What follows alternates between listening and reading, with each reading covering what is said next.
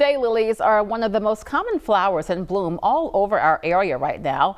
Jon Meyer introduces us to a man who creates his own unique daylily varieties in this stop on the Pennsylvania Road. You can sneak right through here. What we snuck into was much more than a garden. Dick and June Lambertson have created a daylily laboratory of sorts here near Thompson. And there's just about every color and color combination you can imagine.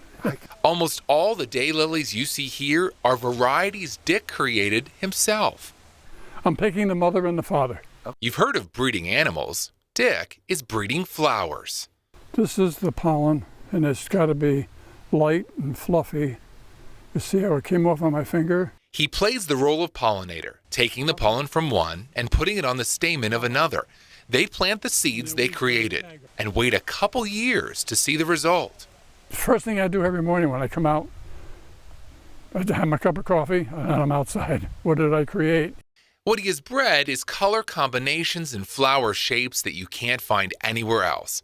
It may sound simple, but this is rare in the world of daylilies, and it's not easy.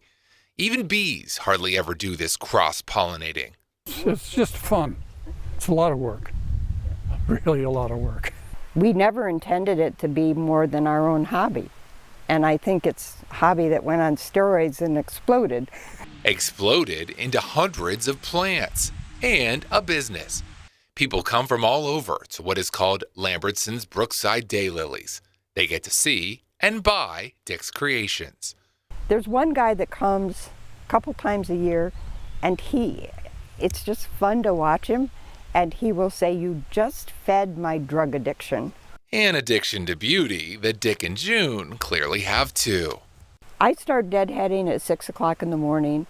They do all this despite some health issues. Dick was the focus of a HealthWatch 16 report 3 years ago when he got a new aorta to save his legs. Then he suffered a serious fall injury last year. But they push on, creating and sharing. We tried to think about closing 2 years ago, and our customers said no.